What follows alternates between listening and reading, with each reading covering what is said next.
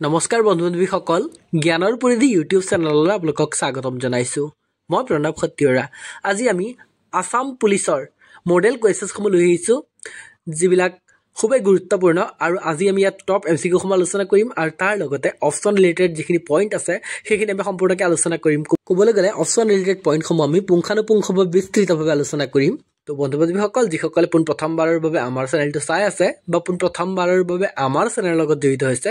অনুগ্ৰহ কৰি আমাৰ চেনেলটো ছাবস্ক্ৰাইব কৰিব আৰু লগতে কাষত থকা বেল আইকনটো প্ৰেছ কৰি ৰাখিব কাৰণ আমি দিয়া ভিডিঅ'সমূহৰ নটিফিকেশ্যন আপোনালোকে পোনপ্ৰথমতে পাব পাৰে আৰু ভিডিঅ'সমূহ মিছ নকৰাকৈ চাব পাৰে আৰু লগতে আপোনালোকৰ অন্যান্য বন্ধুবৰ্গলৈও ভিডিঅ'সমূহ শ্বেয়াৰ কৰিব কাৰণ নলেজ যিমানেই শ্বেয়াৰ কৰা যায় সিমানেই দৃঢ় হৈ পৰে আৰু এই ভিডিঅ'টো প্ৰস্তুত কৰিবলৈ আমাৰ মৰমৰ ছাবস্ক্ৰাইবাৰ এজনে আগ্ৰহ প্ৰকাশ কৰিছিল সেইকাৰণে আমি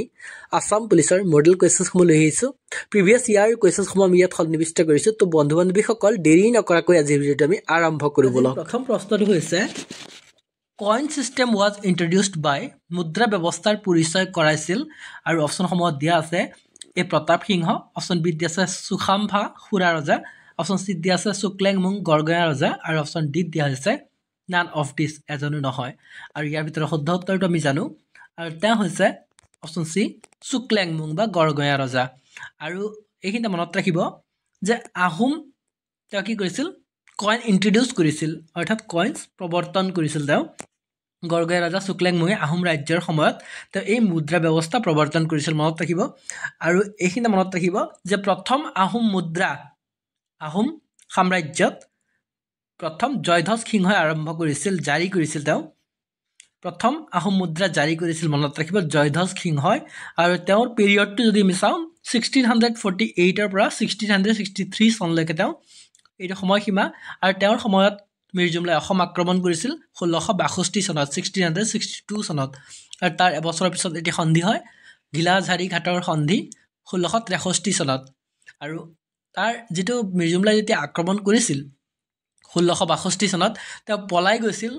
তো সেইকাৰণে তেওঁক ভগনীয়া ৰজা বুলি কোৱা হয় জয়ধ্বজ সিংহক মনত ৰাখিব আৰু এই কইন চিষ্টেমটো ইন্ট্ৰডিউচ কৰিছিল গড়গঞা ৰজা শুক্লেংমুঙে আৰু প্ৰথম জাৰি কৰিছিল কোনে আমি ক'লো জয়ধ্বজ সিংহই তাৰপিছত আহোম মুদ্ৰা জাৰি কৰা আহোম সাম্ৰাজ্যৰ একেবাৰে শেষৰ জন ৰজা আছিল যোগেশ্বৰ সিংহ আৰু তেওঁৰ পিৰিয়ডটো আছিল 1821 to 1824 আৰু 1826ত ইয়াণ্ডাবু সন্ধি হয় তাৰপিছত আমাৰ অসমখন কাৰ হাতলৈ গুচি যায় ইংৰাজৰ হাতলৈ গুচি যায় আৰু সেই সন্ধি স্বাক্ষৰিত কৰিছিল কোনে কোনে ইংৰাজৰ ফালৰ পৰা আছিল ছাৰ আৰ্চিবাল্ড কেম্পবেল আৰু বাৰ্মাৰ পৰা স্বাক্ষৰিত কৰিছিল লেগাৰী ৰাজ্যপাল মহামিল্লা ক্যাহিটিনে মনত ৰাখিব এইখিনি খুব গুৰুত্বপূৰ্ণ কাৰণে আমি আলোচনা কৰি আছোঁ আৰু অপশ্যন এত আমি দেখা পাইছোঁ প্ৰতাপ সিংহ আৰু প্ৰতাপ সিংহৰ বিষয়ে আমি যদি চাওঁ তো তেওঁৰ আহোম নাম জানিব লাগিব প্ৰথমতে তেওঁৰ আহোম নাম হৈছে চুচেংফা আৰু ভাটি বয়সত তেওঁ সিংহাসনত বহিছিল বাবে তেওঁক প্ৰতাপ সিংহ বুঢ়া ৰজা নামেৰে জনা যায় প্ৰতাপ সিংহক তেওঁ এটি যিটো সময়ত ৰজা হ'ব লাগিছিল সেইটো সময়ত ৰজা হ'ব পৰা নাছিল অকণ বৃদ্ধ অৱস্থাত বুলি ক'ব লাগিব সেইকাৰণে তেওঁক বুঢ়া ৰজা বুলি জনা যায় আৰু তেওঁৰ যিটো অসাধাৰণ জ্ঞান আৰু বুদ্ধিমত্তাৰ বাবে তেওঁ বুদ্ধি স্বৰ্গনাৰায়ণ নামেৰেও পৰিচিত মনত ৰাখিব এইটো খুব গুৰুত্বপূৰ্ণ আৰু ইয়াৰ পিছত আমি চাম যে তেওঁ আৰু এটি উপাধি অৰ্জন কৰিছিল খিতাপ অৰ্জন কৰিছিল 1546 চনত তেওঁ গজপতি নামৰ খিতাপ অৰ্জন কৰিছিল খুব গুৰুত্বপূৰ্ণ মনত ৰাখিব লাগিব আৰু ইয়াৰ পিছত আমি চাম যে তেওঁৰ সময়ত দুটি পদবী সৃষ্টি কৰা হৈছিল এইটো খুব গুৰুত্বপূৰ্ণ আৰু তেওঁৰ সময়ত কি কৰা হৈছিল বৰফুকন পদবী সৃষ্টি কৰা হৈছিল আৰু প্ৰথম বৰফুকন যদি আমি চাওঁ লাঙি পানিচিয়াক তেওঁ প্ৰথম বৰফুকন হিচাপে নিযুক্তি দিছিল আৰু বৰফুকনে অৰ্থাৎ লাঙি পানিচিয়াই কলিয়াবৰৰ যিটো পশ্চিমে থকা অঞ্চলবিলাক শাসন কৰিছিল কলিয়াবৰৰ পশ্চিম প্ৰান্তত থকা অঞ্চলখিনি শাসন কৰিছিল বৰফুকনে আৰু তাৰ সমসাময়িক তেওঁ আৰু এটি পদবী সৃষ্টি কৰিছিল তেওঁ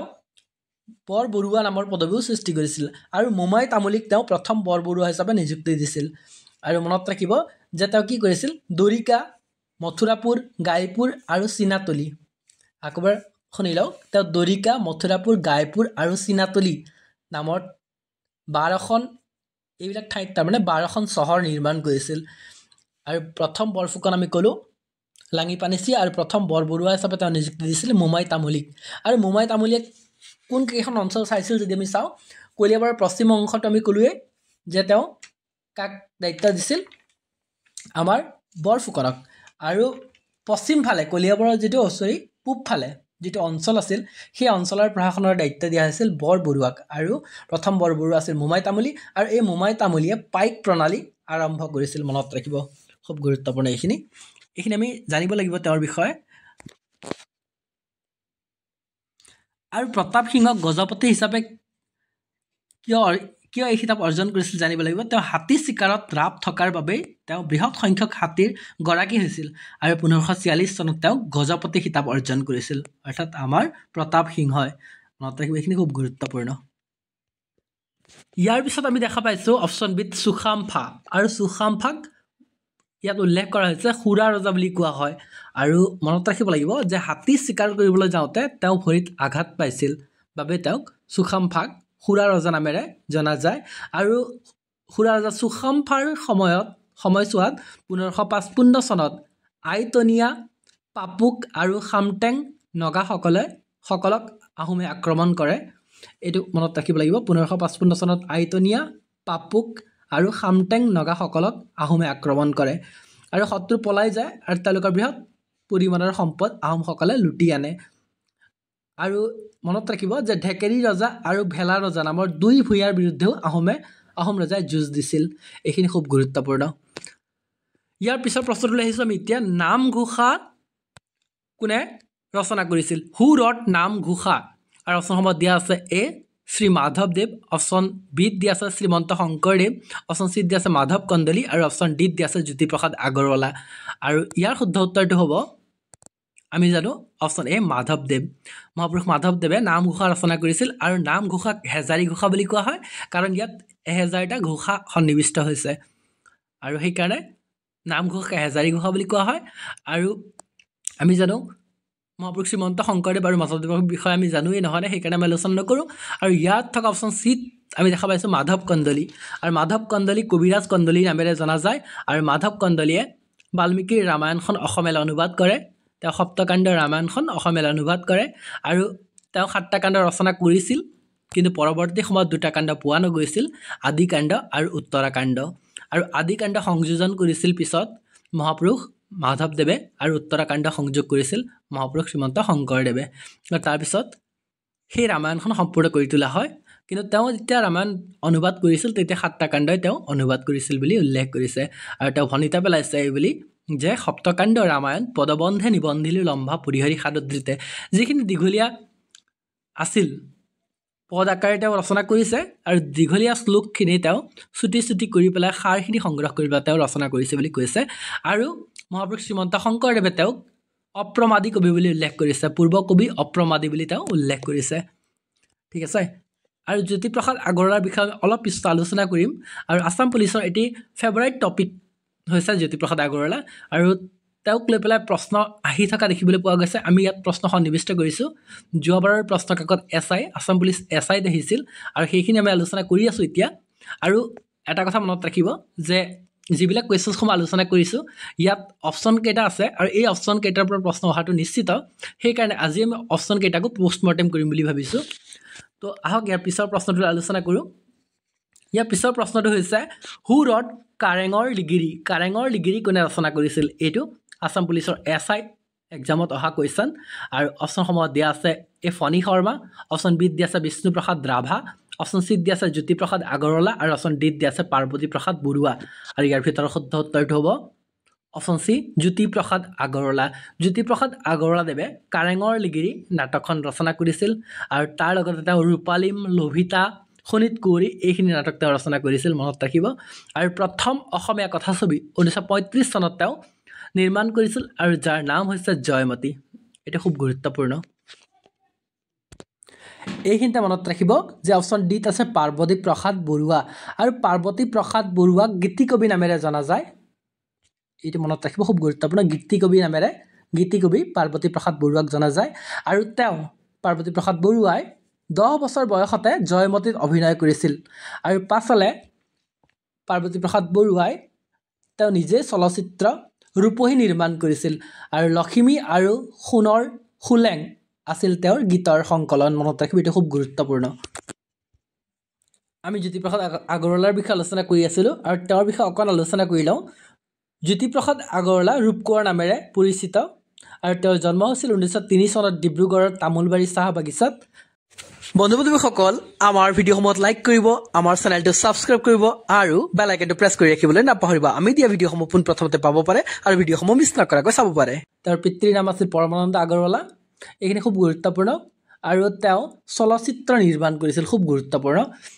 তেওঁ চিত্ৰলেখা মুটিভনৰ বেনাৰত প্ৰথম অসমীয়া ছবি জয়মতী নিৰ্মাণ কৰিছিল আৰু পাছত জয়মতী নিৰ্মাণ কৰিছিল 1935 চনত আৰু তাৰ 4 বছৰৰ পিছত অৰ্থাৎ 1939 চনত 1939 চনত তেওঁ ইন্দ্ৰমালতীও নিৰ্মাণ কৰিছিল। আৰু তেওঁক আমি চাম, তেওঁ একেধাৰে আছিল গীতিকাৰ, কবি আৰু নাট্যকাৰ। জ্যোতিপ্ৰসাদে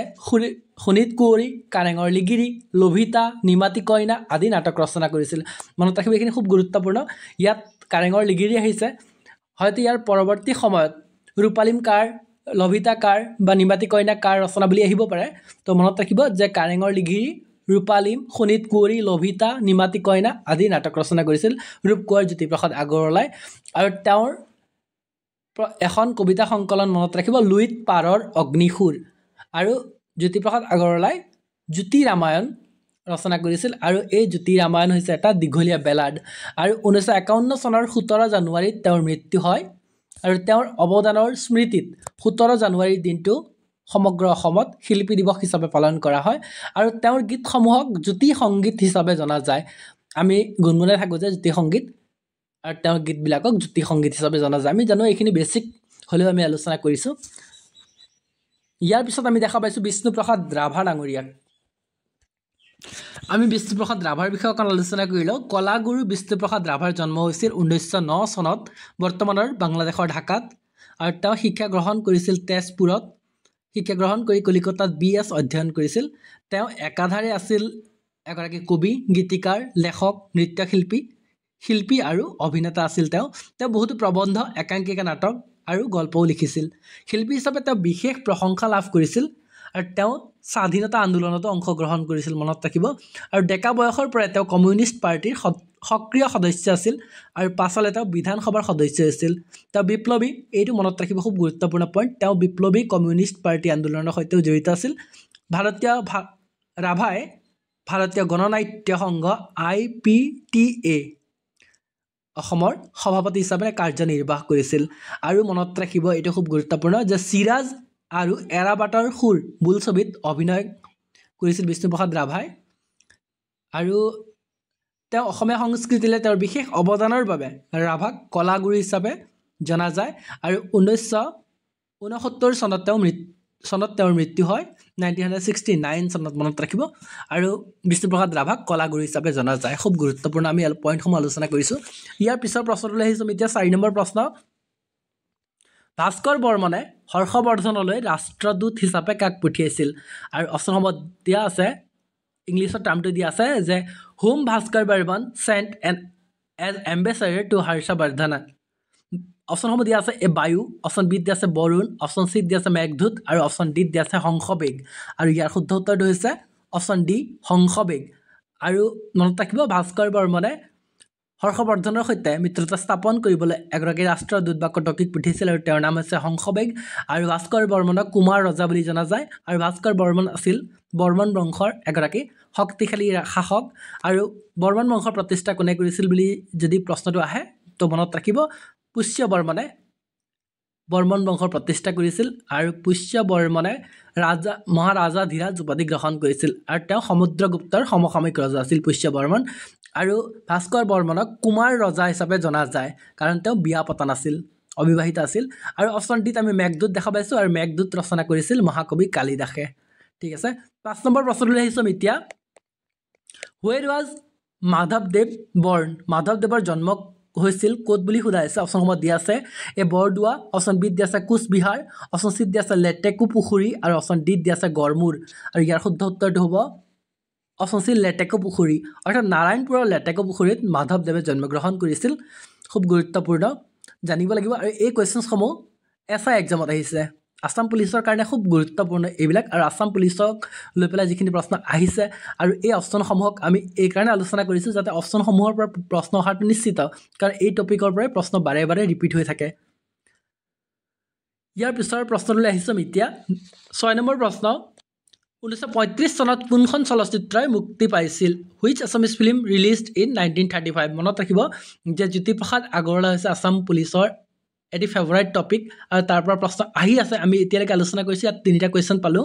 তো সেইকাৰণে আমি জ্যোতিপ্ৰসাদ আগৰৱালাৰ বিষয়ে আলোচনা কৰিলোঁ আৰু অপশ্যন নম্বৰ দিয়া আছে এ জয়মতী অপশ্যন বিত দিয়া আছে পাৰঘাট অপশ্যন চিত দিয়া আছে মনুমতী আৰু অপশ্যন ডিত দিয়া আছে ইন্দ্ৰমালতী আৰু ইয়াৰ ভিতৰত শুদ্ধ উত্তৰটো হৈছে অপশ্যন আমাৰ এ জয়মতী নিৰ্মাণ কৰিছিল জ্যোতিপ্ৰসাদ আগৰৱালাই 1935 চনত আৰু জয়মতী কথাছবিখন শ্বুটিং কৰা হৈছিল গহপুৰৰ ফুলাগুৰি চাহ বাগিচাত আৰু তেওঁ তাতে এটি ষ্টুডিঅ' স্থাপন কৰিছিল আৰু সেইটোৰ নাম হৈছে চিত্ৰবন ষ্টুডিঅ' মনত ৰাখিব আৰু ইয়াত আমি ইন্দ্ৰমালতী দেখা পাইছোঁ আৰু ইন্দ্ৰমালতী হৈছে তেওঁৰ দ্বিতীয়খন কথাছবি 1939 চনত 1939 চনত তেওঁ ইন্দ্ৰমালতী ৰচনা কৰিছিল আৰু মনুমতী উপন্যাসখন কাৰ আপোনালোকে কমেণ্ট বক্সত জনাব বুলি আমি আশা ৰাখিলোঁ 7 নম্বৰ প্ৰশ্নলৈ আহিছোঁ আমি এতিয়া If a large number of people are enclosed in a room, then এটা কোঠালিত যদি বহু সংখ্যক মানুহ আবদ্ধ কৰি ৰখা হয় তেতিয়া কি হয় বুলি সোধা হৈছে ষ্টেটমেণ্ট দিয়া আছে অপশ্যন এ দিয়া আছে oxygen and carbon dioxide will increase oxygen আৰু কাৰ্বন ডাই অক্সাইড বৃদ্ধি পাব অপশ্যন বি দিয়া আছে অনলি অক্সিজেন উইল ইনক্ৰিজ কেৱল অক্সিজেন বৃদ্ধি পাব অপশ্যন চি দিয়া আছে only carbon dioxide will increase কেৱল কাৰ্বন ডাই অক্সাইড বৃদ্ধি পাব আৰু অপশ্যন ডি দিয়া আছে কেৱল অক্সিজেন অৰ্থাৎ both oxygen and carbon dioxide will decrease oxygen আৰু কাৰ্বন ডাই অক্সাইড কমি যাব যদি এটা কোঠালিত বহু সংখ্যক মানুহক আবদ্ধ কৰি ৰখা হয় তেতিয়া কি হ'ব এই অপশ্যনসমূহৰ ভিতৰত আৰু আমি জানো option C only carbon dioxide will increase তাতে অক্সিজেনটো বৃদ্ধি নাপায় কাৰ্বন ডাই অক্সাইড নিৰ্গত হৈ থাকে সেইকাৰণে কাৰ্বন ডাই অক্সাইড বৃদ্ধি পাব option C only carbon dioxide will increase ইয়াৰ পিছৰ প্ৰশ্নটোলৈ আহিছোঁ আমি এতিয়া 8 নম্বৰ প্ৰশ্নটো হৈছে Your doctor gave you 7 capsules to be taken one at 2 hours interval. How long the capsules last? তোমাক ডাক্তৰে 7টা কেপচুল দি 2 ঘণ্টাৰ মূৰে মূৰে খাবলৈ দিলে এতিয়া কিমান সময়ত তোমাৰ কেপচুল খাই শেষ হ'ব বুলি এই প্ৰশ্নটো আহিছিল আৰু অপশ্যন নম্বৰ দিয়া আছে এ 14 ঘণ্টা 14 hours অপশ্যন বি দিয়া আছে 13 hours অপশ্যন চি দিয়া আছে 12 hours আৰু অপশ্যন ডি দিয়া আছে নান অফ ডিজ আৰু ইয়াৰ শুদ্ধ উত্তৰটো হ'ব আমি জানো এই নহয়নে অপশ্যন এ 14 hours মনত ৰাখিব এই সহজ কুৱেশ্যন হ'লেও